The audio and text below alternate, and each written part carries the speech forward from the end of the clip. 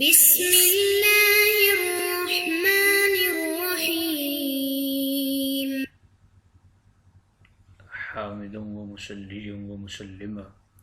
بعد الحمد والصلاة فأستعيذ بالله من الشيطان الرجيم بسم الله الرحمن الرحيم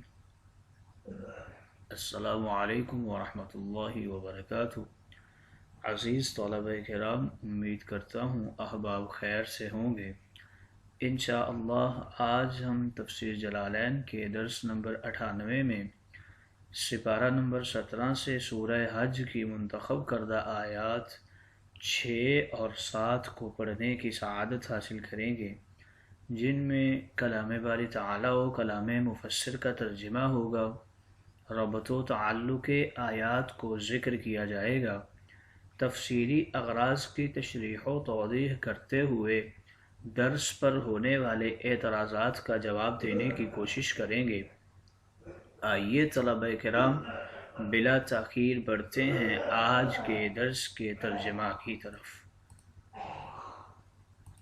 بسم اللہ الرحمن الرحیم۔ رب تعالی نے ارشاد فرمایا، ذالک بأن اللہ هو الحق وأنه يحيي الموتى وأنه على كل شيء قدیر۔ آئیے طلبہ کرام سب سے پہلے ان آیت مقدسہ کا ماقبل آیات کے ساتھ ربط اور تعلق جان لیجئے۔ علماء و مفسرین کرام ان آیات مقدسہ کا ماقبل آیات کے ساتھ پہلا ربط اور تعلق کچھ یوں بیان کرتے ہیں کہ پچھلی آیات میں قیامت کی 2 نشانیاں بیان فرمائی گئی ہیں،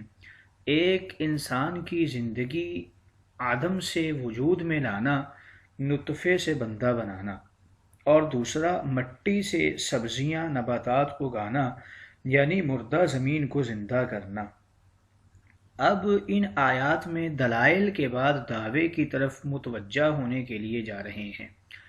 کہ جس طرح نطفے سے زندہ انسان اور مردہ مرجھائی زمین سے نباتات زندہ کر دیے، اسی طرح وہ اللہ مردہ انسانوں کو زندہ کرنے پر بھی قادر ہے۔ دوسرا تعلق ان آیات کا ماقبل آیات کے ساتھ کچھ یوں بیان کرتے ہیں کہ پچھلی آیات میں اس زندگی کا ذکر فرمایا گیا جو ظاہراً نظر آتی ہے اور اس میں کوئی شک نہیں کرتا۔ اب یہاں اس زندگی کا ذکر ہو رہا ہے جس کا نام قیامت کی زندگی ہے،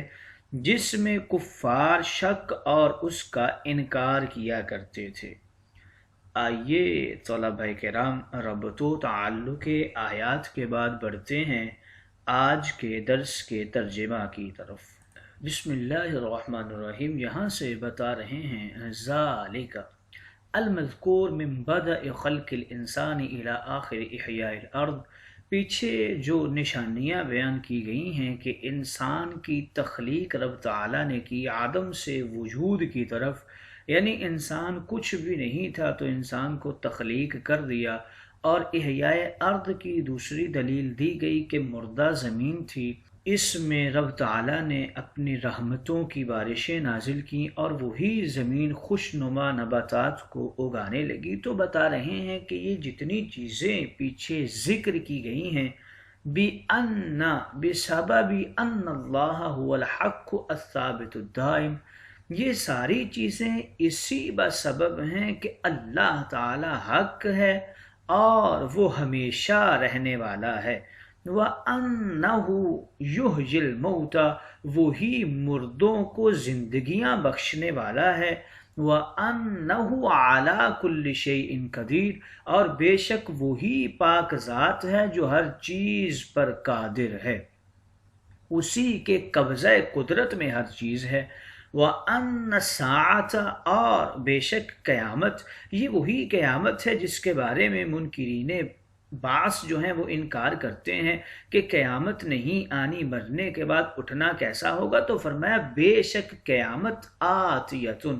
آنے والی ہے، لا ریب فیہا، اس کے اندر تو کسی قسم کا کوئی شک ہے ہی نہیں، وَأَنَّ اللَّهَ يَبْعَثُ مَن فِي الْقُبُورِ، اور وہ ذات اللہ ہی کی ہے جو قبر والوں کو دوبارہ سے زندہ فرمائے گا۔ بے تم انکار نہ کرو، بس تھوڑا سا صبر کر لو، قیامت بھی آنے والی ہے اور قبر والوں کو دوبارہ سے رب تعالی زندگیاں بھی عطا فرمائے گا۔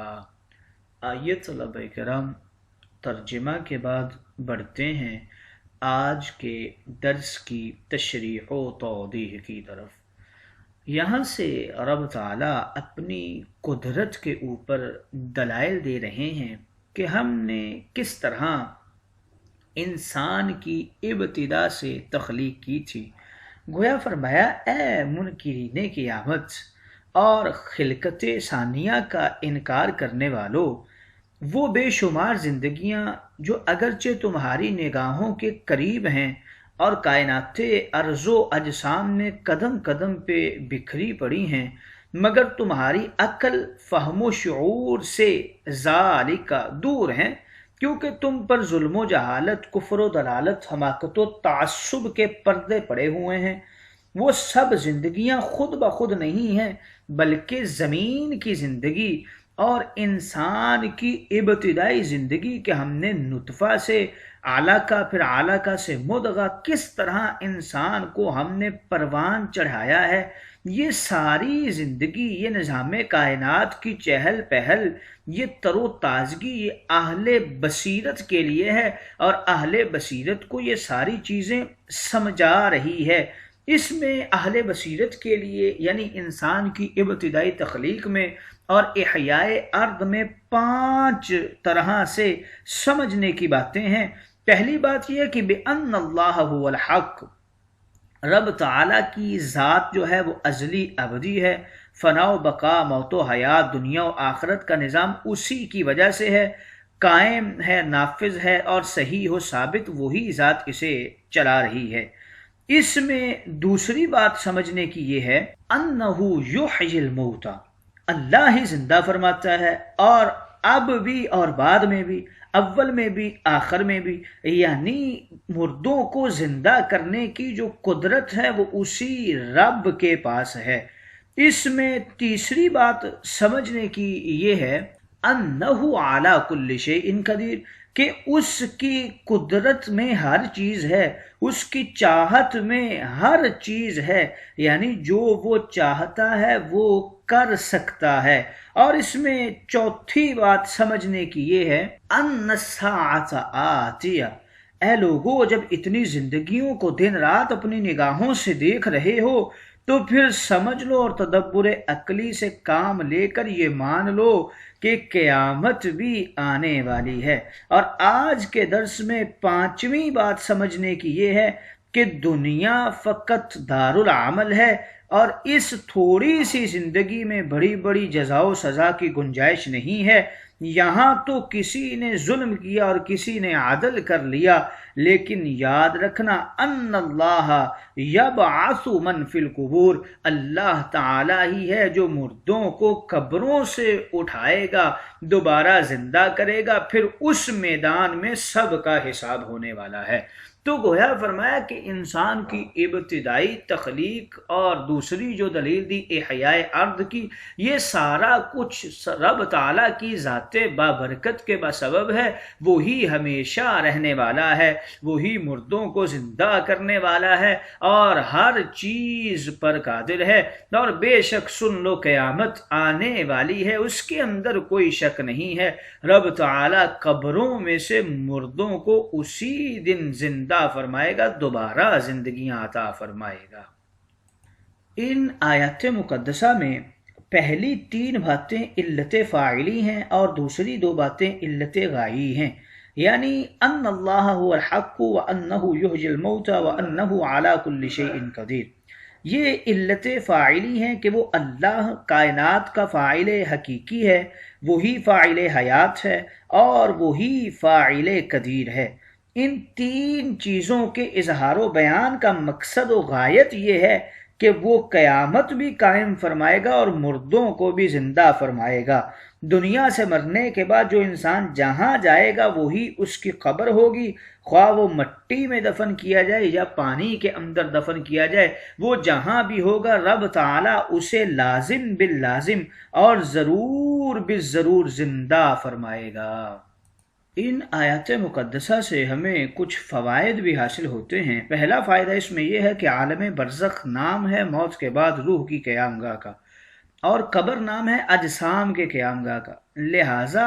جلے مردے کی راکھ، پانی میں ڈوب کر مرنے والے کی ذرات، جانور کے کھانے سے مرنے والے کا بنا ہوا بھول و براز، جہاں جہاں بھی پڑا ہوگا وہی اس کی قبر ہوگی۔ ہر چیز گل سڑ کر نمیم بن جاتی ہے،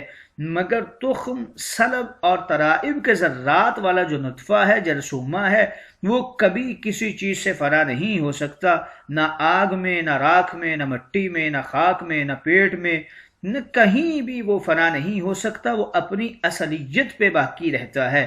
اور اسی تخم انسانی سے قیامت میں خلقت و بعثت ہوگی۔ اور یہ فائدہ ہمیں یبعث من فی القبور کی آیات مقدسہ سے ملا ہے کہ دنیا میں انسان مرتے مٹتے بہت طرح سے ہوتے ہیں، مگر سب کی بعثت ثانیہ کے لیے من فی القبور ہی فرمایا گیا، جس سے ثابت ہوا کہ صرف قبرستانی لحد کا نام نہیں ہے، بلکہ ہر مردے کے آخری ٹھکانے کو قبر کہتے ہیں۔ دوسرا فائدہ آج کی ان آیات مقدسہ سے ہمیں یہ حاصل ہوا ہے کہ جس طرح مادہ منویہ میں تمام مادہ تخم انسانی نہیں بلکہ اس کے اندر کا صرف جرثومہ ہی تخم انسانی ہے، اسی طرح نباتاتی بیج بھی اور پرندوں کا انڈا بھی پورے کا پورا تخم نہیں ہوتا، بلکہ بیج اور انڈے کے اندر بھی مثل جرثومہ بہت ہی باریک ذرات ہوتے ہیں جو خوردبین کے بغیر نظر بھی نہیں آ سکتے، اور وہ ذرات ہی اصل تخم شجر و پرند ہوا کرتے ہیں،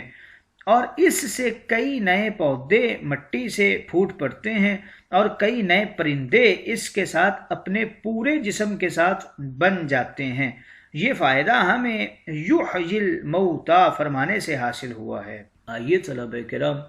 ربط و تعلق آیات کے بعد بڑھتے ہیں آج کے درس پر ہونے والے اعتراضات کی طرف۔ آج کے درس پر پہلا اعتراض یہ ہوتا ہے کہ ان آیات کریمہ میں منکرین قیامت کو قیامت کا ثبوت پیش کیا جا رہا ہے۔ اس کے لیے انسانی پیدائش کا ذکر تو ٹھیک ہے، کیونکہ انسانی پیدائش ہی دوسری بار ہوگی اور یہی انسان ہی دوبارہ زندہ ہو کر قیامت میں اٹھ کر محشر میں حاضر ہوں گے، مگر نباتات کی خلقت کا کیوں یہاں پہ ذکر کر دیا؟ ان کی پیدائش سے قیامت کا کیا تعلق ہے؟ اس کا جواب کچھ وجوہ سے دیتے ہیں کہ اس میں پہلی وجہ یہ ہے قیامت کا برپا کرنا دو چیزوں پر منحصر ہے، ایک یہ کہ تمام ممکنات پر قادر ہونا، دوسرا یہ کہ تمام معلومات کا عالم ہونا، یعنی اس کی قدرت کاملہ اور علم کلیہ، کیونکہ کفار قیامت کے انکار میں یہی کہتے ہیں کہ ہر چیز پر وہ قادر بھی نہیں ہے اور اسے ہر چیز کا علم بھی نہیں ہے۔ تو یہاں کفار کے دونوں باطل عقائد کا رد فرمایا جا رہا ہے کہ اے منکرو، تم مردہ انسانوں کی دوبارہ پیدائش والی قدرت الہیہ کو مشکل سمجھ رہے ہو۔ اللہ تعالیٰ تو وہ قدرتوں والا ہے جو مردہ زمین کو بھی زندہ فرما کر اس کے اندر شجرات و نباتات کو اگا دیتا ہے، اور وہی ہر چیز کے اوپر قادر ہے۔ دوسرا اعتراض آج کے درس کے اوپر یہ ہوتا ہے کہ یہاں فرمایا گیا من فی القبور، من واحد ہے اور قبور جمع ہے، حالانکہ نحوی قانون سے موصول و صلہ ایک جیسے ہونا چاہیے، لہٰذا یا اسم موصول جمع آتا یا پھر واحد ہوتا۔ اس کا جواب کچھ یوں دیتے ہیں کہ من اور ما ہمیشہ اسم جنسی ہوتے ہیں، اس لیے واحد کے لیے بھی آ جاتے ہیں اور جمع کے لیے بھی ذکر کر دیے جاتے ہیں۔ چونکہ صلہ جمع ہے اس لیے یہاں جمع ہی من ذکر کیا گیا ہے۔